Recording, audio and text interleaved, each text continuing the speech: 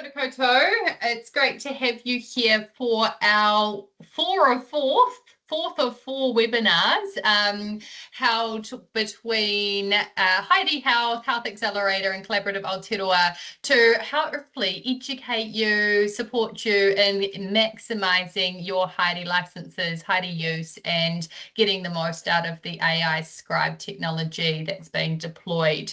I'm going to open our session up with karakia and then I'll go through and do a bit of scene setting for today. He karakia te matanga. Puritia mai rā, te tika hei kōrero. Puritia mai rā, te pono hei wānanga. Puritia mai rā, te aroha hei awhina I te nākau a tangata. Kia tū, kia ātia, kia marama, huie tai kie. It's great to have you all here, and we've had a really awesome response to the webinar series, which has been really exciting and interesting, I think, for us as well, seeing all the different questions that come through, but also what topics are of interest. So thank you for supporting this series, and I hope that you've got something out of it and you've learned something in the little lunchtime bite-sized sessions. We are today going to be talking about the super user license. So these are an element of the license that enables you to have a few more controls around how you operate the license within your kaupapa, within your practice, and working through that. We love a Q&A, so if you've got questions, we've not covered them off in the last four webinars, today's your day. So make sure you chuck your questions up in the Q&A box and ask us lots and lots of questions while we've got our expert Kololo on the call. So without any further ado, I'm going to hand to Kololo. I am in the Q&A section, just going to put up there how you access the discounts through Health Accelerator and Collaborative Aotearoa to get the ESU discounted rate for your practice. If you haven't already done that and you're needing to do that or wanting to do that, then we'll put some links in there. And just remember that the webinar series are being recorded and they are being uploaded both onto the Health Accelerator website and onto the Collaborative Aotearoa website. So they are there for resources that you can share among all of your friends within your clinics as well. So over to you, Kololo. What's a super user? Thank you so much, Jess. A super user, someone who has used Heidi for a couple of months, I will say here. I know it's a tool that's only just formally been released out to New Zealand last year. We have thousands of clinicians now using it. And I respect that over a period of a couple of weeks or months that clinicians will start to become super users. So I'm here to share with you all some of those insights. In fact, the first thing I want to go through in today's session is to go through what it looks like at a practice level for our accounts and help you understand how the structure of that looks like for Heidi. And then I also want to go in today's session to quickly show you guys how to build templates as well. Yeah, and then just a couple of troubleshooting tips and tricks that I will share with you at the end as well. So what I'm going to do is I'm going to go ahead and share my Heidi. And just so we all know, for those that have been using Heidi, you will be sitting under a team. And in that team, there is typically a kaitiaki or a practice or an administrator that has oversight over that team. In fact, how that structure works is similar to how it's being used in Health New Zealand. So the key question then is, what does an administrator do at a team level? So if I click in Heidi and I click into team, for those super users, you may already know that as you click on here, you can see who is within your team. And in your team, you will have a clinician or an administrator role. Yeah, so for those administrators that are on this call, one of the things to be mindful of is if you're in a practice team, what are those key functions that you can have oversight with those clinicians that use Heidi in your team? So there are a couple of things you can do. So the first one is you can view member team sessions. So you have the ability to see the core session notes of those clinicians that sit within our team. You also have the ability to configure at a team level, how long do you want sessions in Heidi before it gets automatically deleted and from your account and from our Heidi servers. Yeah, so that's just a function that a team owner can change. The Health New Zealand guidelines is 14 days. So the clinics that I've implemented in the past in primary care typically is between 7 to 14 days, but that is a decision to be made by your respective organizations. You also you have the ability to turn on MFA for your organization or for your team. You can turn on patient consent. I stem off from Digital Health Conference last week, and I remember the Health and Disability Commissioner standing up and talking about what is to be mindful of now that we're in this world of AI. And the key thing here is informed consent. Right, so the question then for all of us is to understand, how are we asking for informed consent when using an AI tool like Heidi? Yeah. And then last but not least, and this isn't a beta feature, but every administrator has the ability to go in and add a footer for any templates that is created by the team and for all clinicians within the team. So typically this note could be, this note has been AI generated and reviewed by the clinician and that the patient has provided consent. So you can extrapolate that to all notes that are being generated. So this is at a team level. I'm mindful that there are many Heidi users on this call. So I wanted to explain to you guys around templates. One of the key learnings that I've seen is as you start to become a super user, you will start to be particular on the different kind of adjustments that need to be made on your templates. So I wanted to share with you guys in today's session the ways that you can edit a template or adjust a template or create a template yourself. In the template library, you'll have access to templates that are available to yourself, ones that have been given to you via your team, ones that Heidi has as default based on your specialty, and then also templates that you can leverage off from the community. In fact, there is a community on Heidi of clinicians all around the world sharing templates. And if I click on here, location, type in New Zealand, you will see that the most popular GP notes that's being used, it was created by Dr. Michael Yuan from Silverdale Medical Center. Over 600 GPs are using this. So what I have seen is with templates is typically clinicians will go in, add it to their library, and then adjust as needed. Yeah. So also know for those that have gone through Hendrix implementations, we had leverage off this template because why reinvent the wheel when it was a GP himself that created this? Yeah. So that is the template community. But what if I want to go and create my own templates? Well, I think that's the key question here, because in your practice account, you have the ability to do so. If I click on create template, in here, there's two options. You can click on fill a PDF form, and that allows you to go into, say, get a fillable PDF document that you can attach. You can apply it as a template, and when you transcribe, it'll auto-populate the certain sections within your PDF. We've been testing this out in the allied health space, especially with ACC forms, but many of us may know PDFs is not acceptable by ACC, so that's another obstacle to go to, but just know that this feature is here. Okay. But secondly is how to create your own templates. So if I click on create template, click on note or document, there are three ways at Defano that you can create templates, right? You can create template from scratch. You can prompt a template, just like how you would using other generative AI models. And you can create a template from existing note. So if I click on create blank templates, you have the ability to create your own templates from scratch. There is an art and a science of building templates. In fact, there are 4 sections to be mindful of. Understanding section headings. So you can add in, for example, subjective objective assessment plan. So those will be section headings that are in your template. Placeholders in square brackets, you can direct Heidi to put in particular details. So mention patient's past medical history as an example. Verbatim, so whenever you prompt into a template and put the speech marks, it will verbatim add that text within every template applied. So this is typically used for 2 things. Ngā mihi nui, Dr. Kaloloha whānau, so putting in your name and you want that verbatim in letters.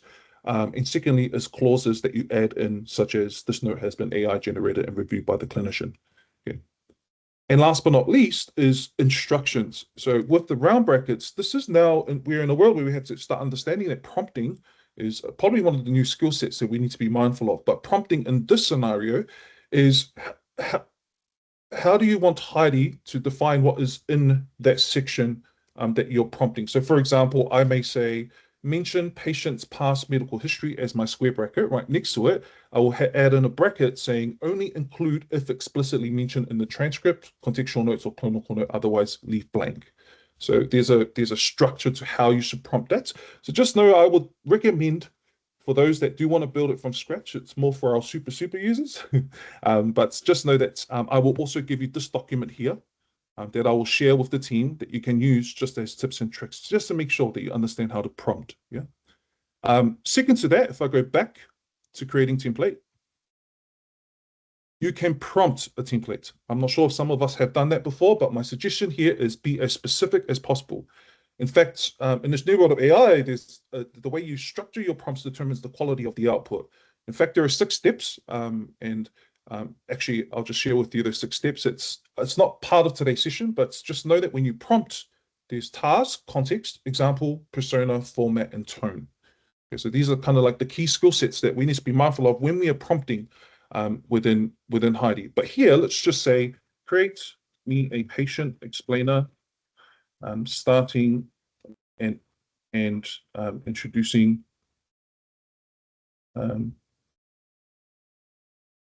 myself into the Māori. Ensure the body of the note is simple with an empathetic tone. I'm just writing this out, e te whānau, just as natural language, right? Ensure you add ngā mihi at the end, right? So the more specific, the better. In here, I just written in natural language. You'll notice there's certain sections in here, like this note is simple with an empathetic tone. I have learned, having built templates over the past, that clinicians, it's the format and the tone that's most specific for clinicians when building templates. But if, oh, sorry, I just gone ahead and just deleted that, so apologies, guys. But if I was to go and press and prompt that within seconds, Heidi will generate a template. Yeah. So let me just do one easy patient explainer and press enter. Right, so what Heidi does is within seconds, it'll build the template for you. Yeah. And you will notice here certain sections within Heidi generating those templates, it'll already have clauses in there to help mitigate a typical inherent risk in any generative AI tool, and that is hallucinations, right? So this clause, this here is already automated into the templates that you built within Heidi. So that's one thing to be mindful of. And then the last use case for creating templates is if you have a Word document and you want to copy and paste some of that context and just paste it over to here, what you can do is Heidi can generate a note quite quickly. So I might say I want SOAP, subjective, objective, assessment, plan. Ensure this is numbered. And I'll just say add mihi the end. Whatever it is, in principle, it's just the more context, the better. What Heidi can do is as you copy and paste those details into here, use it as context, and within seconds, it'll be able to generate a template for you as well. So I directed it to number it. You will see that it's done that. And I also prompted it to say ngā mihi at the end. So it's quite intuitive. My suggestion is to give it a try. So that is templates. So just know in the template library, you can click on create template and have access to building your own templates. The last thing I want to go through in today's session is just a little bit of troubleshooting issues. Right? I'm mindful some of us may have had issues with Heidi in the past. So here's just a tip and trick, just 2 things I want to share with you when it comes to notes. If you see that the full note isn't being generated, or there may be some issues, the first thing to troubleshoot is click on the 3 dots of the note and regenerate output. Right? Most of the time that should be able to solve that issue. However, if any of us have particular issues around the note itself, right, click on the 3 dots, click on copy session ID, it's typically around like 20-digit number, and then you raise that with Heidi, right? So how do you raise this with Heidi? Well, you can raise it in 2 ways. You can raise it via the Heidi app, right? So just go into question mark, and then within typically around 10 minutes, they'll be able to reply quite quickly. And then via support@heidihealth.com for those that are more email users. So you can see here it's copied. Click on the question mark here on the bottom. Once it loads, it should come here on the right, and you can raise it. But my suggestion is to paste the session ID so they know specifically what to investigate, right? It just eliminates that extra step. And like I said before, support@heidihealth.com. If you email, they're also quite quick in responding. So there's those 2 modes of communication. So there you have it. Jess and Paul, just short and sharp tips and tricks that I wanted to share. And I'm mindful of time, but I'm happy to take questions. Kia ora. Kia ora.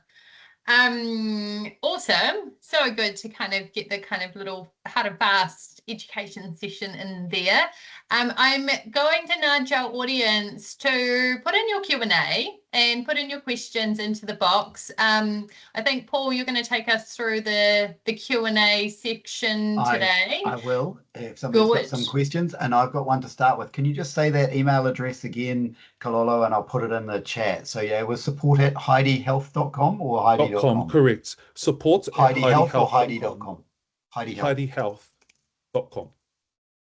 So that is very important for all of us to know that you have that access. If you're in a practice account, you have direct access for priority of these lists, because I really respect everyone in healthcare works at all parts of the day.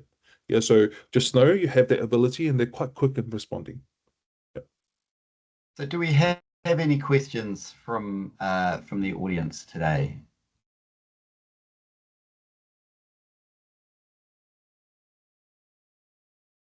It's this is not the first webinar that's kind of covered some of the template stuff, so people may have seen that before. And just thinking about that, anybody had any experiences using or modifying templates where they've got some tips that somebody might want to know?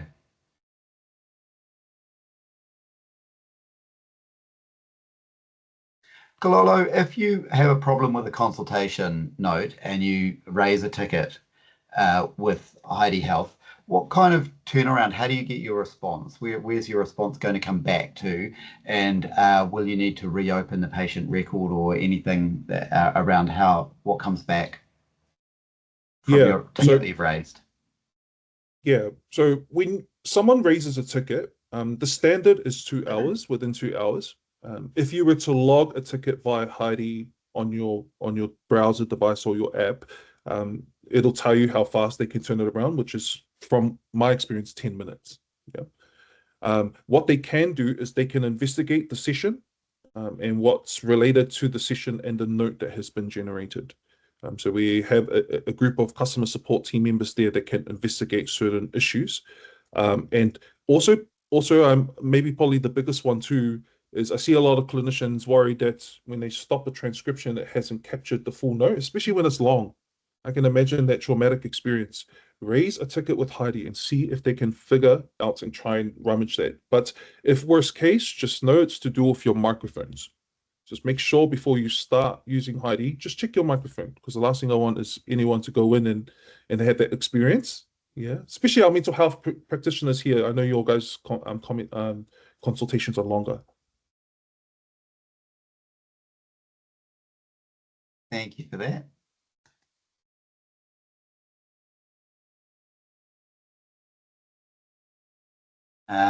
Any other questions? I've got the response to the Health Accelerator website. I'm just putting the full address in there.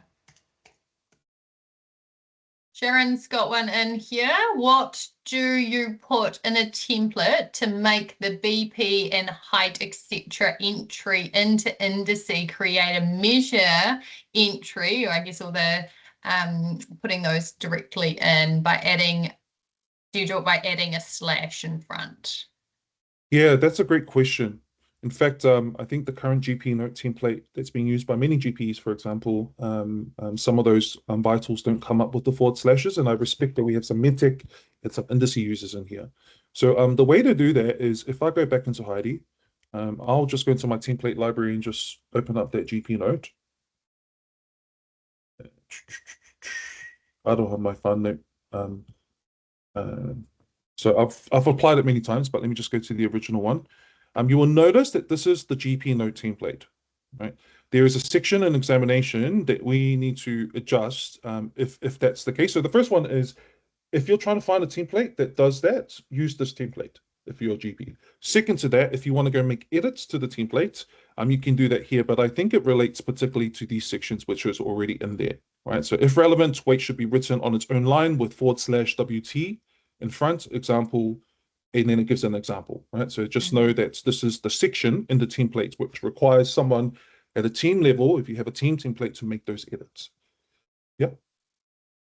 Hopefully that answers the question. Yeah. Nice.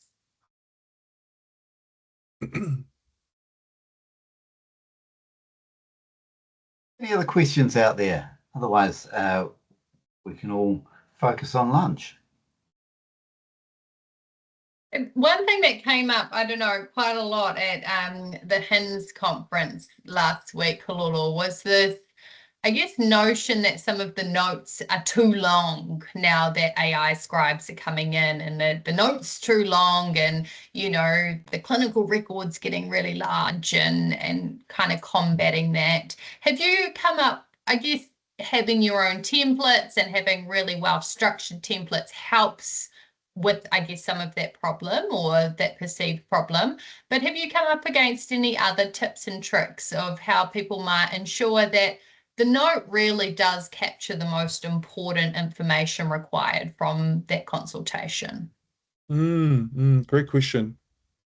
Yeah, I've seen it like an aggregate trend from clinicians, like having implemented clinicians, that the quality and the quantity of the note will significantly increase. Because if you're really busy as a clinician, you're most that I come across like abbreviated, bullet pointed, etc. However, we're in this new world where we can actually write more notes, right? So of course there's going to be that change shift to see, well, there's going to be a lot more data that's captured in the note. Also, for those clinicians that actually want it more brief than adding it as brief as a default voice style, you can always prompt by asking Heidi to do anything. Make this note more brief, right? So that's just for those. But I I would also add onto that, though, that this is an opportunity. And what I mean by that is I get that the notes are longer, but I'm having conversations, especially with the cultural lens of capturing more than just the clinical judgment and a whole other kind of perspective to notes now. We're in that world now where we can actually capture that because the conversation's picked up in any kind of cultural setting. So templates become a really crucial part in there. For example, how do you want social history to be reflected in your notes? Right. So I also respect that, especially in primary care, a lot of our GPs, especially, have a particular way of running a note. So, like our GP note is a classic example. So I've been testing around like ways that you can capture the whole world of concepts. So, for example, and like factoring into wharetapa and abbreviations in the notes to capture more of that. So that is one thing that some people are considering as well. So I think, in reflection to that question, I think it's just knowing that, yes, in aggregate, notes will be longer, but it's also an opportunity to capture narrative, which is a key component for multi-data sovereignty. And we also heard last week from the Privacy Commissioner, the HDC Commissioner, around how important capturing good quality notes is and ensuring that they follow through. And we're hopeful, I think, across the collaborative and our network that with these more comprehensive notes potentially is going to encourage a lot more clinicians to open their notes up so whānau can see their notes, and there is that knock on to having, I guess, more open notes in the system, which we know has huge advantages, not just for the patients, but actually for the practices as well. All right, we have not had a lot of questions popping through from our audience today. So I'm going to take that you just did like a really comprehensive demo, and the series over the last 3 sessions has just been so smooth and informative that everybody knows all of the answers. So kudos to you, Kalulu. We will wrap up there a little bit early, team. Do feel free to reach out to both Collaborative Aotearoa and Health Accelerator if you've got any further questions. We'd love to support and help you. We'll get the resources that Kalulu shared up onto our websites as well, so they're available for you to use, and so you can really flourish in your AI journey as you start to implement and, I guess, also test out some of the additional, hopefully, features that you might have learnt about throughout this series. I am going to wrap us up there with karakia. We will have this recording available for the network within the next couple of days. And I just want to wrap up with a massive, massive thanks to Amy from Health Accelerator and Nee from Collaborative Aotearoa for putting this on, Paul and I are here showing our faces, but really all of the hard work really did happen from behind the scenes. So huge acknowledgement to them and their hard mahi to get this over the line before Christmas. If we don't see you before Christmas, this is the second to last webinar for Collaborative Aotearoa before Christmas. We do have one more around nurse practitioners in training and in primary care. But have a Merry Christmas, and we look forward to supporting you all again in the new year. Wrapping us up with karakia whakamutinga. Whakamaua te kōrero, whakamaua te wānanga, whakamaua kia rangi nui e tu iho nei, whakamaua kia papatūnuku e taku tō aki nei, whakatina ki te tumu o te maramatanga kia tina. Hui e tae. Ka kite koutou. Thanks, Jess. Thanks, Kalolo. Thank you, everybody. Thank you. Thanks, team.